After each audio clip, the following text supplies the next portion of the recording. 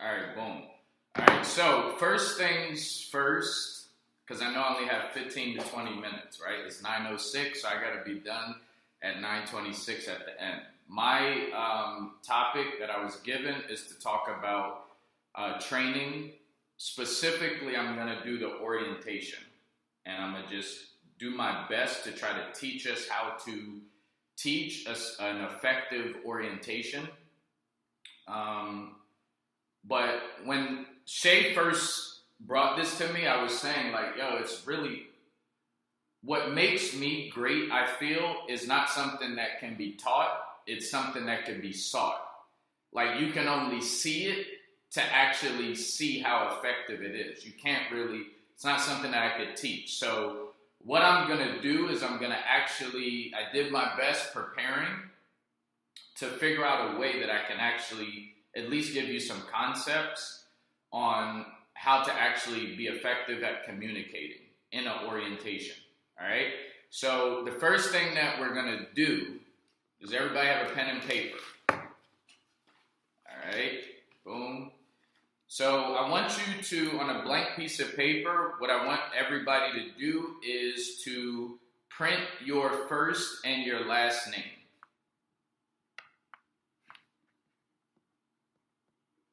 Boom. So mine looks like this.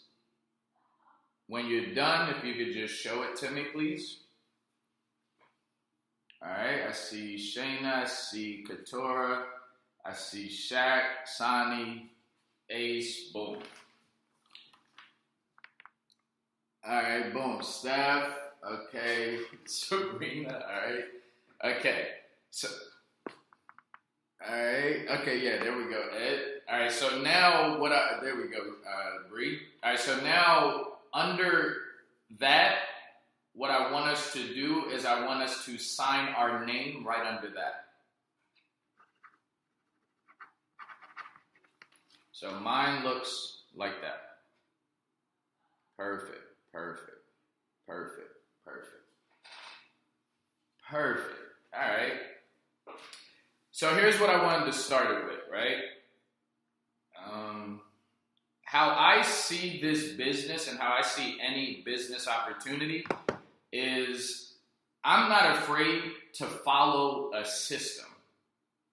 I am not afraid. If some people want to do their own thing, I'm going to do it this way. I was taught, like, there's nothing wrong with being a copycat if you're copying the right cat, right?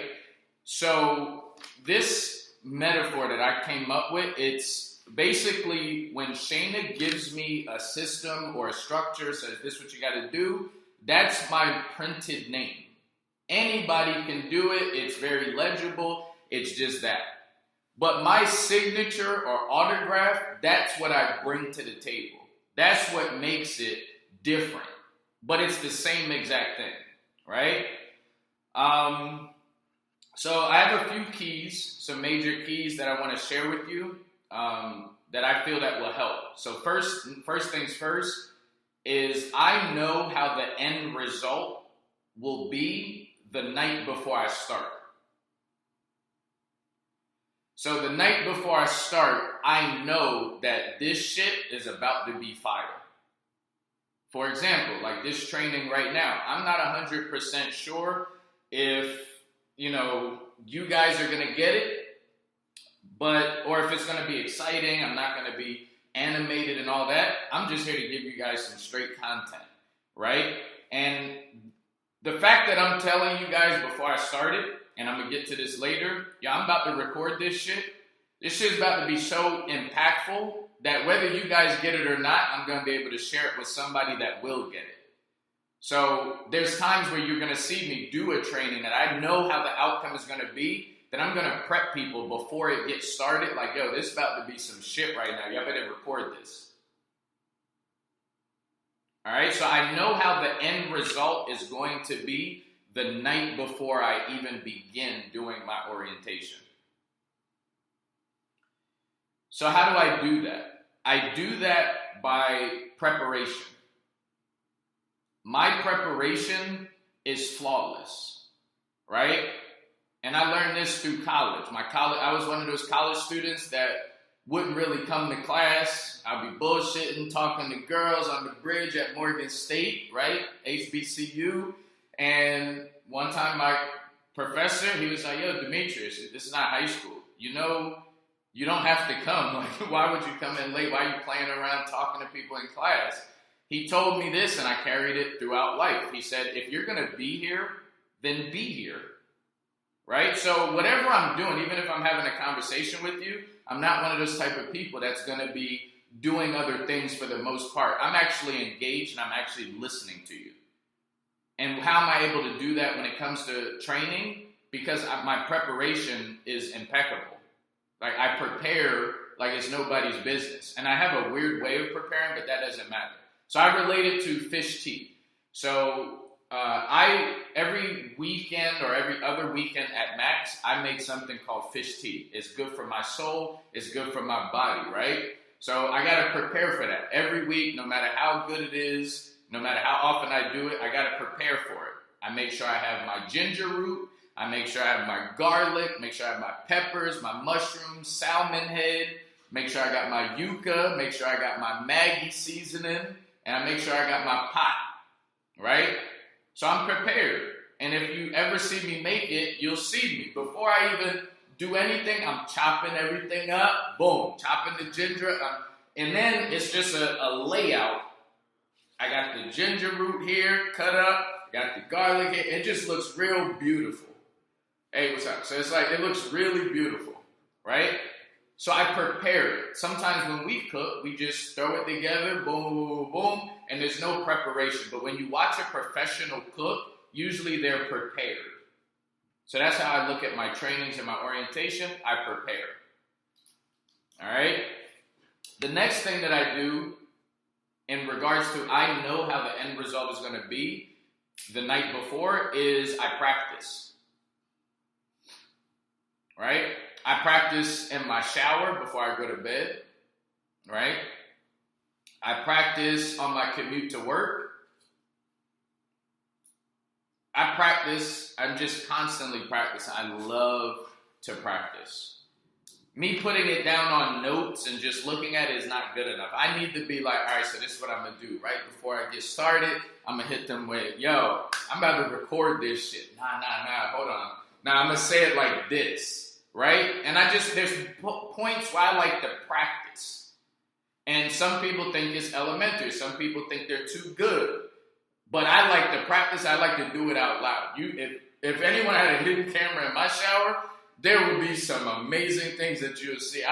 When I used to pitch, I'm doing the same thing. I'm practicing, tweaking little things. I'm like an artist, like a musician, just going through it. So when you're doing your orientation, don't just go through the motions. Make sure that you practice, because you never know who's going to actually be in your class.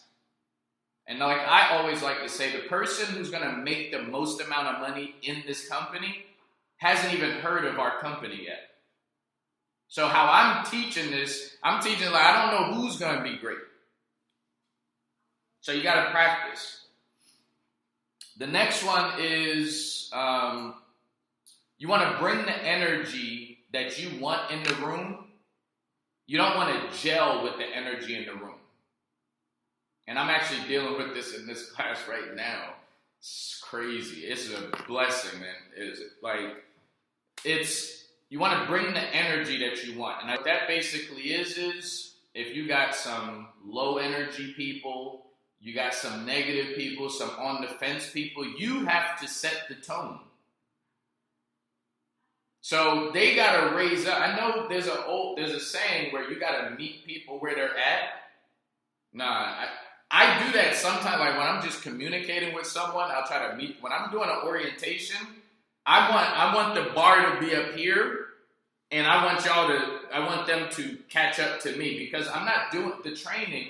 Is for me, how I see it, it's not for the average or the good people or the people that's going to quit and we got to impress them for them to stay. That's not how my mindset when I'm preparing for my orientation. My orientation is designed to find great people. So therefore, what I'm going to do is I'm going to create the energy so that they know it's up here with it. So if somebody's already up here, then boom, I gotta bring it up to the next level. You want to get excited? Boom, let me show you how I get excited. You ain't gonna be the most excited person in this room, no sir. You talking about money? Oh, you think $10,000 a month? Yo, we talking about $12,000 a month. What you talking about, right? Boom. So be the energy that you want out of your agents. Just so, because the average people, they're just going to catch up. They're going to get it anyway. They're going to just get it. But if you do it for these people down here, then these people are going to run away. They're going to be more standoffish. There's always enough average people. I think y'all say a quote where it says something at the top because the bottom's too crowded or something like that, right?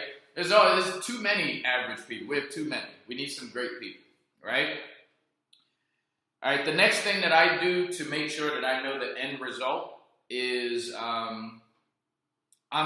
whenever I do a presentation or orientation or training, I'm very proactive in my preparation to knowing the possible questions and ideas or concepts that the people may have for me, either something that I'm saying or something that I didn't say.